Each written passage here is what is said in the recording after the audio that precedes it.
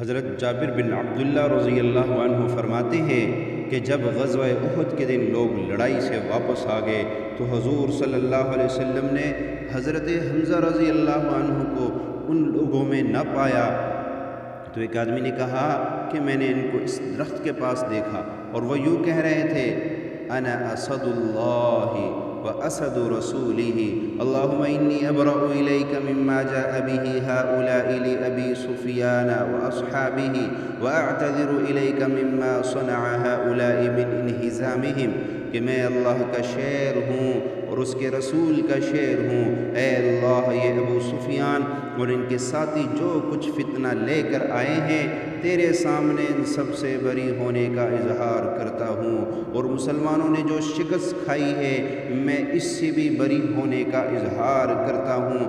حضور صلی اللہ علیہ وسلم اس طرف تشریف لے گئے اور حضور صلی اللہ علیہ وسلم نے ان کو حالت شہادت میں دیکھا۔ حضور صلی اللہ علیہ وسلم نے ان کی پیشانی دیکھی تو آپ رو پڑے۔ جب آپ صلی اللہ علیہ وسلم نے دیکھا کہ ان کے ناک، کان وغیرہ کاٹ دیے گئے تو آپ صلی اللہ علیہ وسلم سسکیاں لے کر رونے لگے۔ پھر آپ صلی اللہ علیہ وسلم نے فرمایا کیا کوئی کفن ہے؟ ایک انصاری نے کھڑے ہو کر ایک کپڑا ان پہ ڈال دیا۔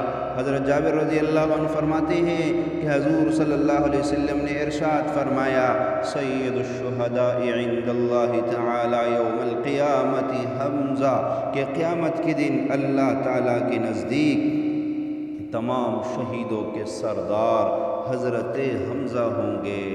اللہ۔ حضرت جعفر بن عمر بن امیہ زمری رحمۃ اللہ علیہ فرماتے ہیں کہ میں اور حضرت عبید اللہ بن عدی بن خیار حضرت معاویہ رضی اللہ عنہ کے زمانہ خلافت میں باہر نکلے تو ہم نے حضرت وحشی رضی اللہ تعالیٰ عنہ کے پاس جا کر بیٹھ گئے اور ہم نے ان سے کہا کہ ہم آپ کے پاس اس لیے آئے ہیں تاکہ آپ ہمیں یہ بتائیں کہ آپ نے حضرت حمزہ رضی اللہ عنہ کو کیسے شہید کیا۔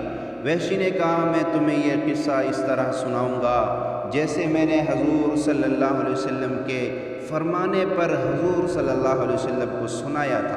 کہا کہ میں جبیر بن مطعم کا غلام تھا، ان کا چاچا طعیمہ بن عدی غزوہ بدر میں مارا گیا۔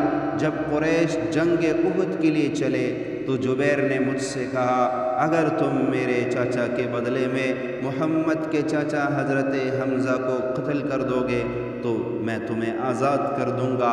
کہتے میں ایک حبشی غلام، حبشی آدمی تھا اور میں حبشیوں کی طرح نیزہ پھینکا کرتا تھا اور میرا نشانہ بہت کم خطا جاتا تھا۔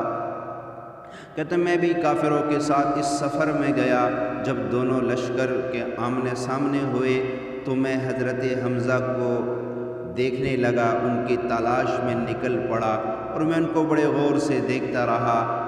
بالآخر میں نے ان کو لشکر کے کنارے پر دیکھ لیا کہ ان کے جسم پر غبار پڑا ہوا ہے اور جس کی وجہ سے خاکستری رنگ کے اونٹ کی طرح وہ نظر آ رہے تھے اور لوگوں کو اپنی تلوار سے اس زور سے ہلاک کر رہے تھے کہ ان کے سامنے کوئی چیز نہیں ٹھہر سکتی۔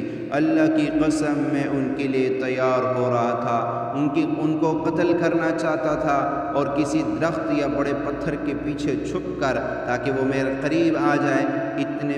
اتنے میں سبا بن عبد العزی مجھ سے آگے ہو کر ان کی طرف بڑھا۔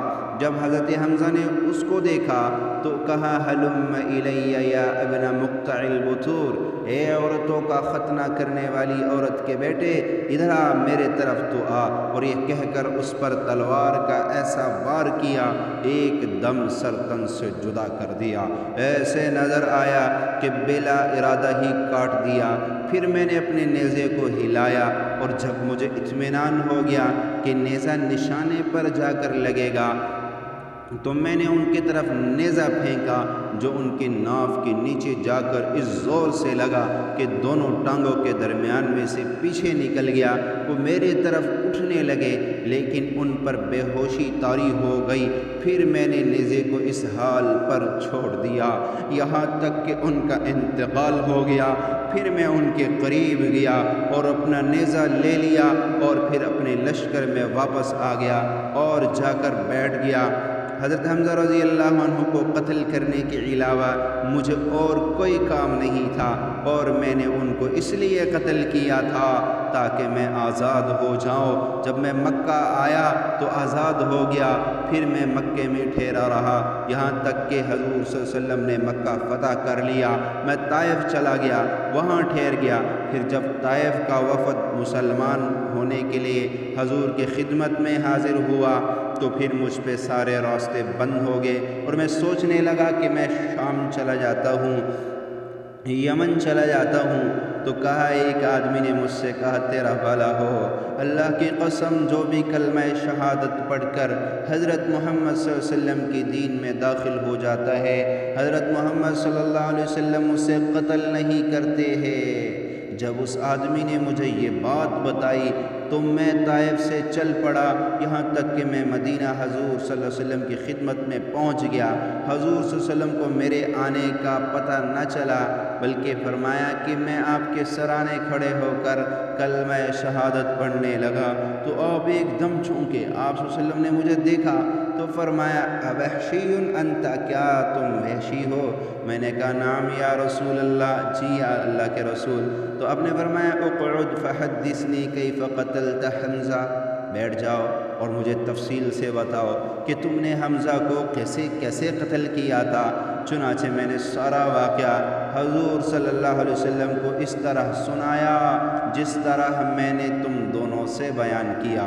جب سارا واقعہ بیان کر چکا تو آپ صلی اللہ علیہ وسلم نے مجھ سے فرمایا، ویحک غیب عنی وجہک فلا ارینک، تیرا بھلا ہو تم مجھ سے اپنا چہرہ چھپا لو، میں تمہیں اندھا کبھی نہ دیکھوں، یعنی میرے سامنے مت آیا کر، اس سے میرے چچا کے قتل کا غم تازہ ہو جاتا ہے۔ چنانچہ حضور صلی اللہ علیہ وسلم جہاں ہوا کرتے تھے وہاں سے میں ہٹ جایا کرتا تھا تاکہ حضور صلی اللہ علیہ وسلم کی نظر مجھ پر نہ پڑے، اور حضور صلی اللہ علیہ وسلم کی وفات تک میں ایسا ہی کرتا رہا۔ جب مسلمان یمامہ والے مسلمہ کذاب کے مقابلے کے لیے چلے تو میں بھی ان کے ساتھ گیا، اور میں نے اپنے جس نیزے سے حضرت حمزہ رضی اللہ تعالیٰ عنہ کو شہید کیا تھا اس نیزے کو بھی ساتھ لیا۔ جب دونوں لشکروں میں لڑائی شروع ہو گئی تو میں نے دیکھا مسلمہ کھڑا ہوا ہے اور اس کے ساتھ ہاتھ میں تلوار ہے، اور میں اس کو پہچانتا نہیں تھا۔ میں اسے مارنے کی تیاری کرنے لگا، اور دوسرے جانب سے ایک انصاری آدمی بھی اس سے مارنے کی تیاری کرنے لگا۔ ہم دونوں اسی کو قتل کرنا چاہتے تھے۔ چنانچہ میں نے اپنے نیزے کو حرکت دی، اور جب مجھے پورا اطمینان ہو گیا نیزہ نشانے پر لگے گا تو وہ نیزہ میں نے اس کی طرف پھینکا جو اس سے جا کر لگا، اور انصاری نے بھی اس پر حملہ کیا اور اس پر تلوار کا بھرپور وار کیا۔ تمہارا رب ہی زیادہ جانتا ہے کہ ہم دونوں میں سے کس نے اس سے قتل کیا۔